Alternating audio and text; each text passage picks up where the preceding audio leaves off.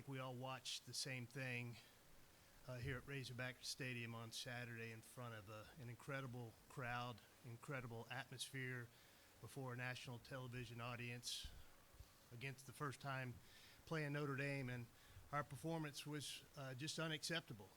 It wasn't a Razorback football performance that any of us were proud of, and that ultimately falls at the feet of the head coach. And I'd often, through his tenure here, given Coach Pittman a lot of credit for how competitive we had been in the past 6 years. And he had gotten a lot of credit for those one-score losses, but at some point in time as a director of athletics, I had to hold him accountable for those one-score losses as well. So the culmination of what happened on Saturday and then a couple more one-score losses, one at Memphis and one at Ole Miss, just felt like it was time to make a change in the leadership of our football program. I met with Chancellor Robinson and President Silveria after the game on Saturday, woke up Sunday morning with a great sense of peace that this was the right decision at the right time, heading into a bye week, made that recommendation to Chancellor Robinson. It was approved by the board. I went to visit with Sam and Jamie at their house, ironically at their kitchen table, which is the same place that I hired them at in Athens, Georgia 6 years ago.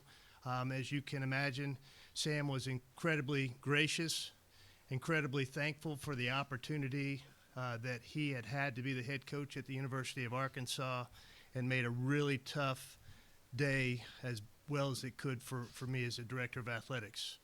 I then met with Coach Petrino at my house, asked him if he would be willing to serve for the remainder of the season as our interim head football coach, and he accepted that opportunity. And with that, we will open it up for any questions for Coach or myself. I'm wondering, Hunter, on the decision to fire Sam, did the timing of things that have come with the portal being moved to January, does that make it an easier decision on when to change coaches and stuff versus maybe in the past when Sam hasn't had success and December portal opens? I mean, the portal is a key factor in this, but I think more than anything, it was just heading into a bye week to have a transition with the head coach, having a bye week before we head to Tennessee. This was kind of a natural point to make that. We've got another bye week coming up later in the season, but I just felt like how we performed on Saturday gave me a little indication that maybe Sam had lost the team a little bit because they generally had played really hard for him throughout his tenure. Coach Petrino, I'm sure you didn't come to paint. You look like you've made a lot of decisions early on with changing up the staff. Can you talk about what went into those decisions and then also the opportunity in front of you, because I'm sure you would consider this as an audition? Yeah, first let me say how thankful I am to Coach Pittman for bringing me here and giving me this opportunity to come back to a place that I love. Very grateful for Hunter and Chancellor Robinson and the Board of Trustees for allowing me to come back a year ago and be an assistant coach here and then being able to do this.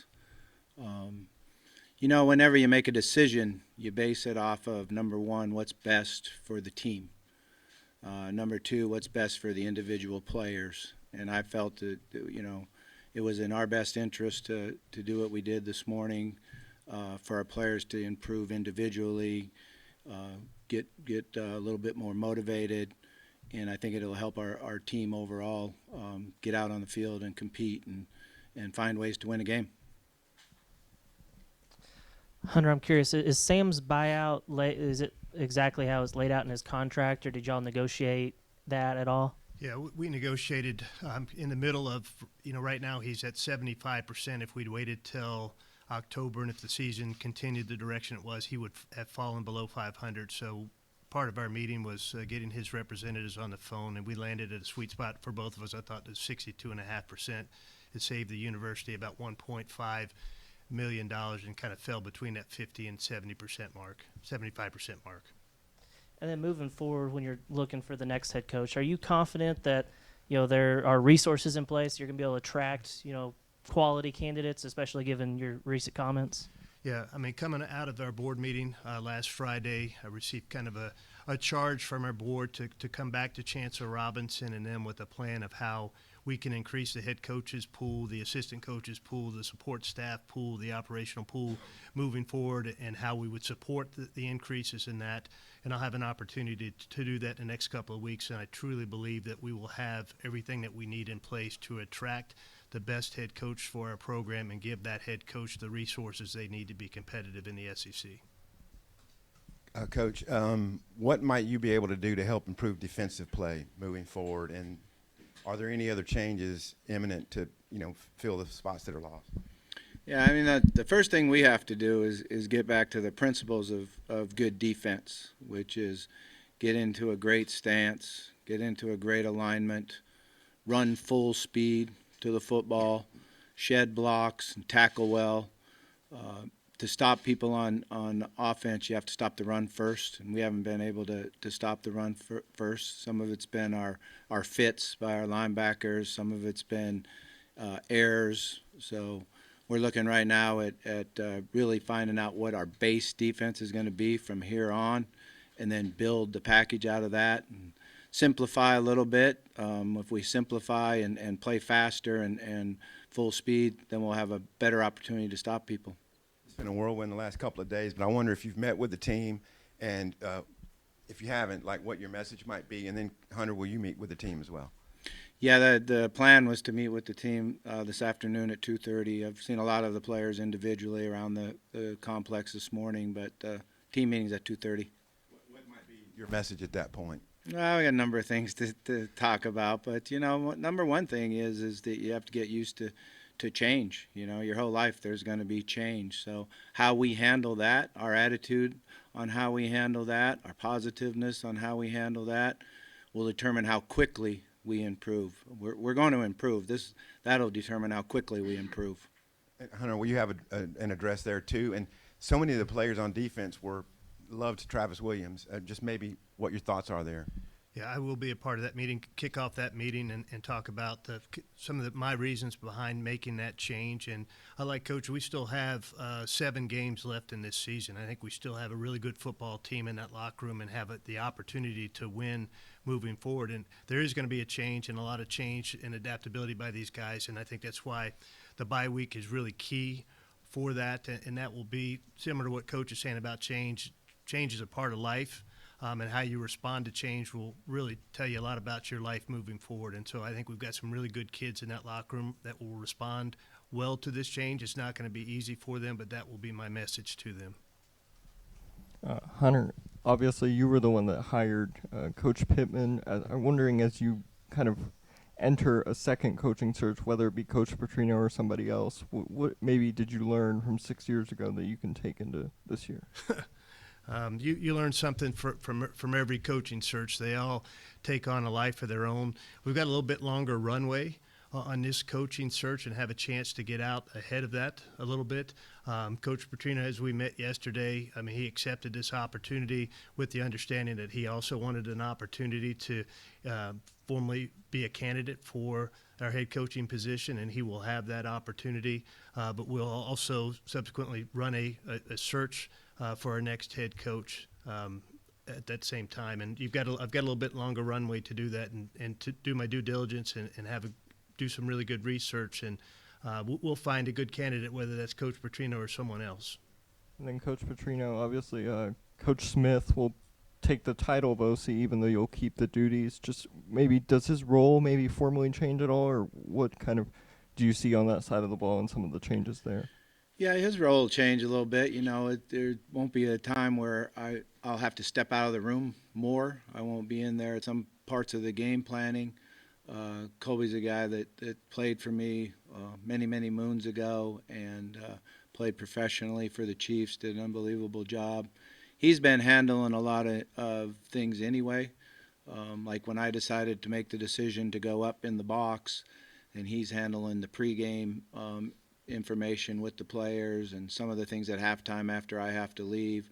I think he'll do an excellent job. I'm still going to call the plays, and something I love to do, and I'll be in the meeting room as much as possible, certainly game planning and working on third downs and situations. But I feel really comfortable when I step out of the room that they won't miss a beat. He'll just continue the meeting. That's one of the most important things is when you're the head coach and you step out of the room, is that they don't just sit around and drink water, you know, that you have a leader in there that'll take charge and continue as if you were still sitting in the room. $100 million in buyouts to be paid out. You've talked a lot about financial in this revenue share era. What is the financial plan moving forward? For the buyouts, we'll pay those out over the next 3 years, most likely from reserves in the Razorback Foundation, but we have the resources to pay those buyouts, and we don't have any lump sum payments other than Coach Pittman's retention bonus. Everything else will be paid out over the next 3 years for him, and the assistant coaches all have roughly a year and a half, but the assistant coaches all have a duty to mitigate within their contracts as well that will help bring the value of those buyouts down. And Bobby, some defensive players took to social media with a thumbs down after this morning's dismissals. What's going to be your message to them? Yeah, I mean, pretty much what I said. We all got to learn that there's change and there's things that happened. I think in football, you have to always talk about courage and being courageous, and I think that's part of what we have to do now as a team is understand that we all have to take the arrow in the forehead. You know, we didn't win Saturday. We didn't perform like we needed to offensively. We didn't do it defensively. We didn't come up with any big plays on special teams. So it's all of us, and we just got to get together and become one. You know, that's, I think, one of the issues we've had is the separation in offense and defense. We need to be able to come together as one unit. Hunter, how important is it to you and other decision makers, if at all, that a candidate has ties to either the program or the state? I think that's icing on the cake if you can make that happen. I don't think you can go in that with being one of your guiding principles in your search. I think that's something that if someone has ties to the state, that is awesome and a bonus, but I don't think you can go into the search with that being one of your guiding principles. And then, Bobby, are you considering any other staff moves, whether it be dismissals or just promotions internally? We think that there's a possibility that we might need to add somebody to the staff for one of the positions. We're looking into that and certainly going to move as quick as we possibly can, but want to make sure it's the right person. Bobby, for you, nationally, this job may not be viewed as something that's premier, but you lived it at its highest level. How special is this place whenever it's right? It's a special place. I mean, that's why I'm so fortunate that I was able to come back here, you know, and I think that we've got to get it back to that special place where everybody in the state is behind the Hogs and everybody is proud of the Hogs, and that's our job. We got to go out on the field and give the energy and the competitive spirit and show the heart that we have in playing the game of football so everybody can be proud of us, and that's what we've got to try to do here the next 9 weeks is make sure that we can unify the state. Hunter, is a bit of a follow-up to what Matt was asking there. This is naturally a very, very expensive process. As best as you can explain, will money in any way be a factor? Absolutely, money will be a factor at some point in time because there's limited resources. But I think we saw with the hiring of Coach Calipari and what we were able to do there with him and his staff and what that's meant to our basketball program. I think we can build a similar model within reason for a football program. I think there'll be people across this state that will step up for us. I think there's an opportunity for the university to potentially help us, and we're continuing to look at new ways to generate revenue within our athletic program. Our football program is far too important to the overall health of our athletic program for us to take it for granted. Hunter, last Friday at the Board of Trustees meeting, you tried to clarify what you had talked about at the Touchdown Club, but do you worry at all that the negative publicity that was generated by that might hurt you at all in your search? I think when we're able to put in front of prospective coaches what the financial package for our program will be moving forward, I think that will alleviate any of their concerns about that. And then, I mean, as you well know, AD jobs oftentimes are tied to the success of a football program. Do you think you're going to be able to lead this search? I have not received any other indication to the contrary. One more for you. You've talked about finances and being able to compete at a championship level, like you said.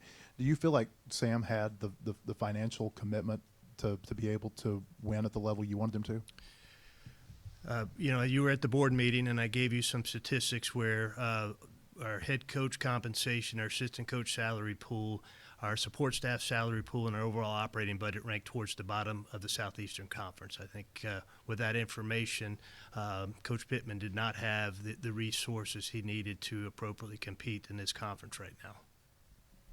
Hunter, I know there's been several jobs that have opened across the country. Several of them have started developing plans to kind of improve their financial situation. I know Virginia Tech is presenting here, I think, in a day to bring their budget up by an average of $50 million.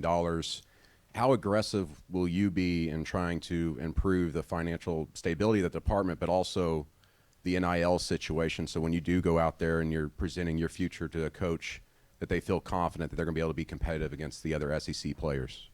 Yeah, so I think I think there's some misinformation out there about how competitive we are going to be moving forward in the NIL space. We've had over $500,000 of agreements that have gone through the NIL Go system by way of our student athletes. It's roughly $15,000 per agreement. The national average is about $5,800. We have an NIL strategist within our front office. Our team at Learfield is actively soliciting opportunities for our student athletes to have NIL agreements. We're at full level, the cap from a revenue sharing standpoint. So whoever the next football coach is going to have the resources from a revenue sharing percentage and NIL to compete within this conference. Bobby, you guys are going to have the full team meeting later, but you said that you've seen some of the guys individually around the facilities. Just what have their reactions been to all the news so far, and just what have you said to those guys? Yeah, I mean, it's obviously mixed reactions. We got some people that are excited and energized, and we've got some people that are hurt a little bit right now. Their feelings are down, and that's natural. That's how it goes. And I don't want to minimize their feelings and how they are, but at some point we've got to step together and move forward. And the quicker we do that, the better that we're going to be.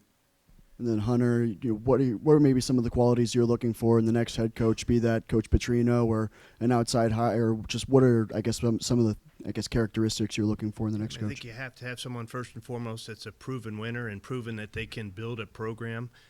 Someone that can come in and establish what your culture is going to be as a football program on both sides of the ball, in special teams. You want somebody that can kind of that has some energy and can re-energize this program and re-energize our fan base, ties to what it means to compete within the Southeastern Conference, I think is really key. But I think, probably the keyest thing is they've got to be able to embrace and adapt to what is a changing environment in college athletics, and to be able to have some advanced scouting that's really in depth, and you can go head first into the transfer portal, and that's the way you're going to build a program quickly. And the days of bringing in 25 or 30 freshmen and thinking that you can turn a program with freshmen, they're going to go by the wayside, especially in football. And you've got to be able to really use that transfer portal, and that takes some in-depth advanced scouting across Division II, FCS, G6, and even Power 4, so that when that transfer portal opens up, you're ready to hit the ground running, and we're going to provide that staff with the resources they need to do so. Coach Petrino, you spoke about change and talking with your players about change coming up this afternoon, and whether that is something they buy into or not is something that they have to decide. What is the best case scenario for this team going through this change right now in your eyes? Well, the best case scenario is we come out tomorrow and we work hard, and we practice hard, and we get well prepared in how we're going to change the defensive structure and how we're going to go about running to the football and tackling well. We've got to go back to some individual drills, tackle circuits, pursuit circuits, and turnover circuits, and do the little things that make the difference in the game. So I'm excited about the way our staff has been handling it and the plan that we have going forward defensively.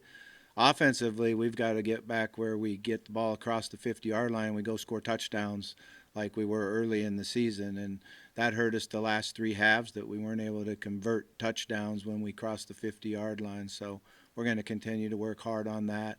And then we got to come up with a way where we can make difference-making plays in special teams. Right now in special teams, we haven't had a big return, block punt, forced fumble that turns into points. So to score a lot of points, you have to score in all three areas. for you, Hunter. Just curious as coach about the schematics of the team. What do you want to see out of what would you ideally see out of the fans here in the last 4? You still have 4 home games left. Obviously a tough one over the weekend, but with Coach Petrino, you talk about energy, excitement. What do you expect the fans will show back to you? Well, I mean, we have one of the most passionate fan bases in all of college athletics, as demonstrated by what we saw Saturday at 11 a.m. as they showed up. And you see that across all of our sports. And so I hope our fans will come out and give these kids 100% support. And I hope in return, the kids that you see on the field will give 100% maximum effort and show that energy. And I think this is a state that, boy, if they see that team playing really hard and carrying some of the characteristics that Coach is talking about, they'll get behind him, win, lose, or draw. But they want to see that effort. I know our fans want to see that effort on the field. And I think that was something that was really glaring Saturday, that there was not a great deal of effort. And I think you'll see that change as we move forward. Coach, in the past when you've talked to us, you've talked about how much you've enjoyed being back in the classroom with the quarterbacks and doing all the offensive stuff. What makes you want to take on more than that now? What makes you interested in the head coaching job again? Well, I love the game of football, and I love the University of Arkansas and the Razorbacks and being back in the state. And I was asked if I would want to come back and serve as the interim head coach, and I felt, like it was my duty to do that. And I'm going to give everything I possibly can do. We've got a lot of areas that we need to improve on, but there's a lot of fun work ahead of us, and we're going to attack it with a positive attitude. Make it fun. We've got to make our players enjoy being in the building. We've got to make them enjoy going out on the practice field.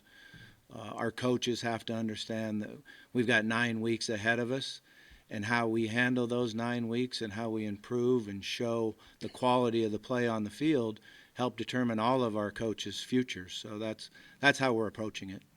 Hunter's also said, though, you are interested in the full-time job beyond just the interim role. Are you confident in your ability to navigate all the things Hunter just laid out with NIL, transfer portal, all that kind of stuff? I am, but my focus right now is 9 weeks. That's where I want to put my whole area into. Is we've got a team sitting there, players that need to be uplifted, and it's our job as a staff to go in there and show them how we can be successful and have fun with it, but also get out on the field and compete like Razorbacks compete. And then for either of you, with the coaching change, there's a 30-day window for the portal. Have any players indicated that they intend to enter, or do you anticipate that happening? We have not had anybody that has entered yet.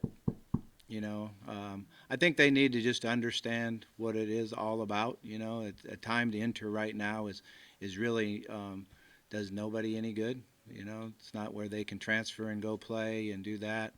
I think all the players need to understand, like the coaches, they've got 9 weeks to really brand themselves and show their quality of play on the field. Some guys will be going into the NFL, and these 9 weeks will determine how they do that, where they go in, how they're slotted.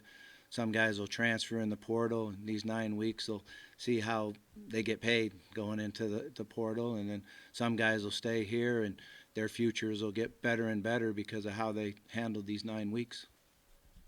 Hunter, Bobby just said he's focused on these 9 weeks, but obviously in the release you guys had yesterday, he's going to be a candidate. What do you want to see from him over the next 9 weeks that can maybe elevate himself as a candidate for the full-time role at the end of the year?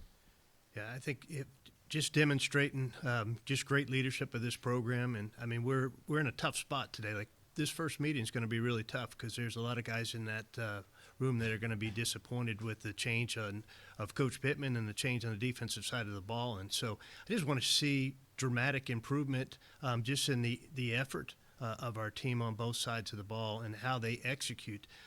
It's not about necessarily wins and losses at this point. It's not fair to evaluate him on that moving forward. Does that make sense?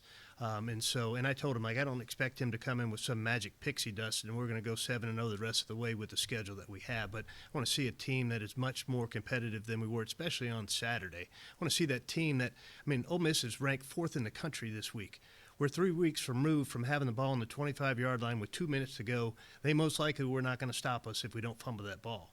Our season could look totally different if we push that ball in at that game. And so we got a good team in that locker room. We got to find that good team again and get them back out on the field when we head to Knoxville in 2 weeks. You kind of touched on my next question. It seems like this kind of accelerated. Is that fair to say that, given where you guys were against Ole Miss, that maybe these two losses against Memphis and Notre Dame have just kind of really accelerated this? Absolutely. Yeah, I did not see the performance that I saw Saturday coming, quite honestly. I thought we'd be really competitive in that game and that we'd come out with a lot of energy and a lot of passion and a lot of fight. And I don't think any of us saw that on that field on any aspect of the game. Hunter, is there any thought to making an in-season change that it gets you maybe ahead of the curve in terms of being able to talk to potential candidates? Sure. Yeah. I mean, you obviously get ahead of anybody that's going to make a change anytime later than you make a change.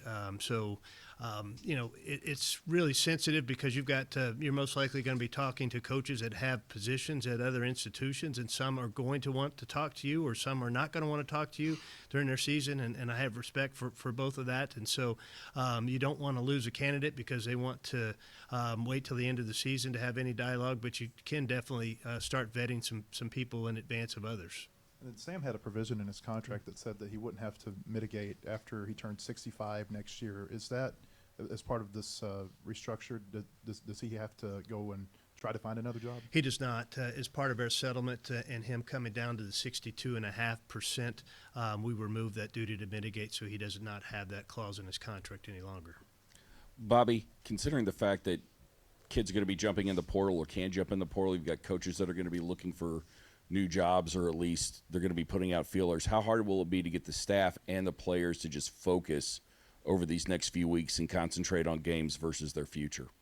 Well, that's the challenge, and like I said, that's what when I met with the coaches this morning, that's what I told them is how we handle the next 9 weeks is going to get you a job if you have to go find a job. And if you're sitting here and working hard on football and getting your players better and getting our schemes better, then your ability to get a job when this is over with, when the 9 weeks is over with, are greatly enhanced. If you're sitting here on your phone thinking about that job from 9 weeks from now, it totally hurts them. So I think we had a good discussion about it, and the feelings are good.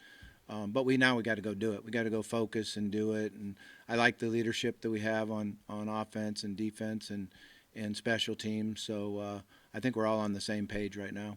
And for either one of y'all, Hunter, when you were talking about the advanced scouting that's going on right now, will the next coach bring in his own advanced scouting team, or is this something that you and Remy are kind of working on now, and would they possibly have a say in who the next coach could be?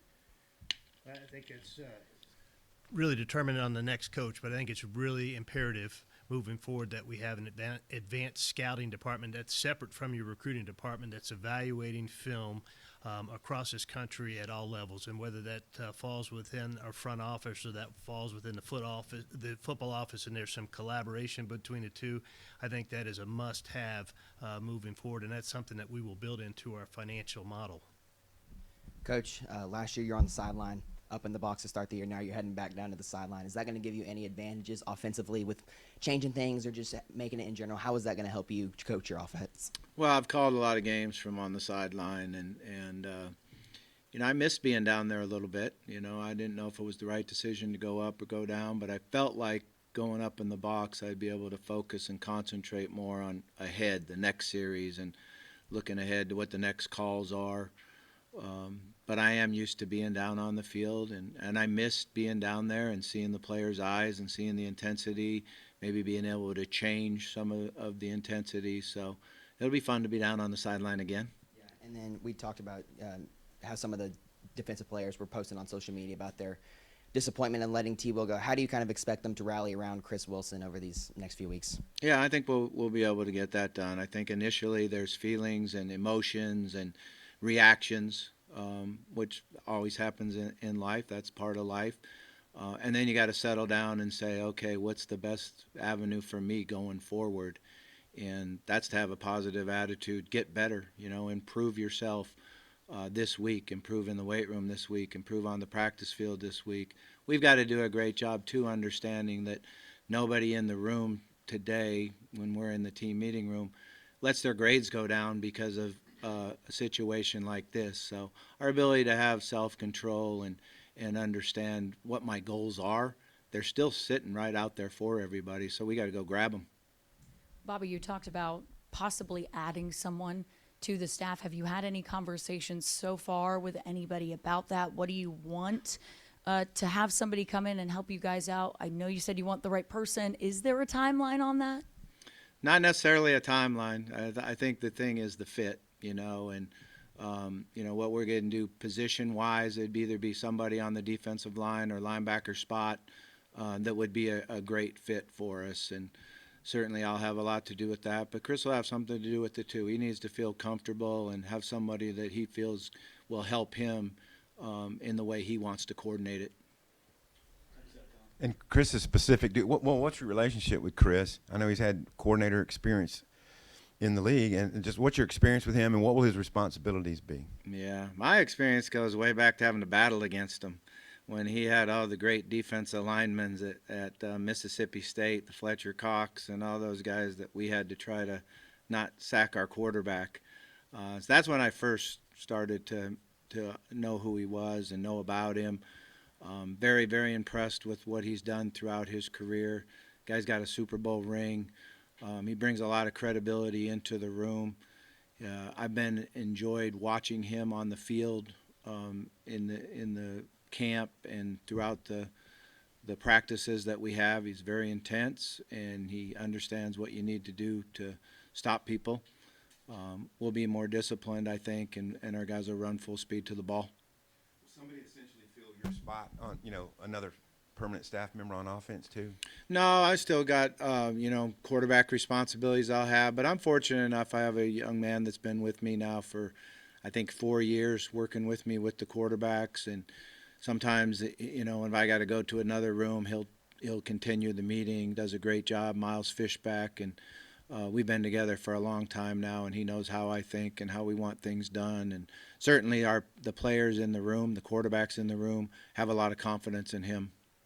Hunter, will you go solo on the search for a period, or will you immediately get a committee or hire a firm, or what do you think? Well, the only thing I know I'm going to do for sure is I'm soliciting from search firms to assist with that, with the long runway and the confidentiality that coaches will have. I mean, working through a search firm for that just makes a lot more sense than trying to do that on your own. And so we'll use a search firm, and then Chancellor Robinson and I will visit at some point in time in the very near future about what the committee looks like. I think for confidentiality, it's always a lot better to keep it tighter. And that's the way I've usually done searches and would prefer to do searches. But Chancellor Robinson and I will visit further about what that looks like moving forward. Your message basically to fans, like, where are you headed with football? We will get our football program back to a place that everyone across this state will be proud to say that they're an Arkansas Razorback.